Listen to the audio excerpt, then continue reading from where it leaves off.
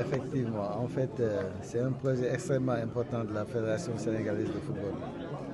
Euh, Nous, sur le plan des performances sportives, je pense que tout le monde reconnaît quand même les avancées de la fédération avec l'équipe nationale. Mais sur le plan de la gouvernance, nous sommes un peu en retard. Et c'est pourquoi nous voulons vraiment opérer cette transformation numérique de la Fédération sénégalaise de football et aussi sa modernisation. Et cette modernisation aussi concerne l'ensemble de ces structures. C'est-à-dire qu'il faut revoir tout le fonctionnement de la fédération jusqu'au bout et revoir les interactions entre la fédération et ses organes et ses partenaires.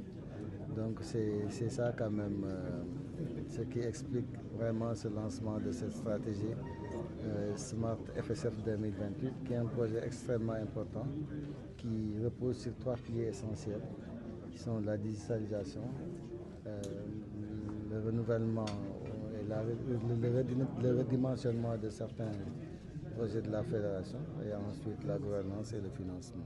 Vous avez également évoqué un déficit de 3 milliards au niveau de la fédération. Est-ce que vous pouvez revenir sur ça?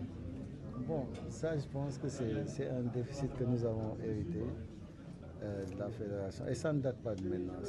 Le déficit était de 2,4 milliards. Si vous consultez les états financiers en fin 2024, voilà. Mais c'est un déficit qui concerne en partie une dette que nous avons héritée de 900 et quelques millions.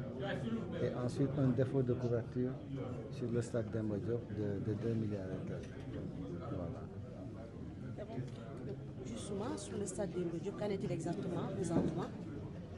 Bon, le projet est en cours. Hein. Donc, nous avons négocié avec la FIFA pour qu'il y ait un accompagnement aussi de sa part, parce qu'on n'a pas quand même les moyens de financer ce déficit pour le moment. Mais on a voulu aussi profiter de cette occasion pour lancer la deuxième phase.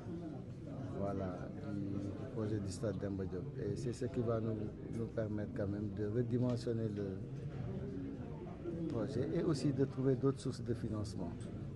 Voilà, et ça, je pense qu'au-delà du stade aussi Demba Diop, il est prévu de faire la même chose au niveau du stade Maniang Soumaré, qui est un actif de la fédération, et aussi du centre de Kéréo. Sur les subventions des clubs, pourquoi ça retarde? Ça bloque où? Non, ça ne bloque pas. En fait, on a lancé l'audit des clubs. Nous sommes en train de faire un état des lieux. Et dès que nous allons terminer, on va définir quand même les montants qui seront alloués aux clubs amateurs et aux clubs de ligue professionnelle. Par rapport à l'aspect Go Gaindé, quelle sera la place de la ligue professionnelle dans ce projet? En fait, Go Gaindé, c'est un projet fédéral. Et nous, la stratégie globale, c'est la centralisation de tous les droits commerciaux. C'est-à-dire la fédération va chercher les moyens et les partager avec l'ensemble de ses organes. C'est-à-dire nous allons tout faire pour assurer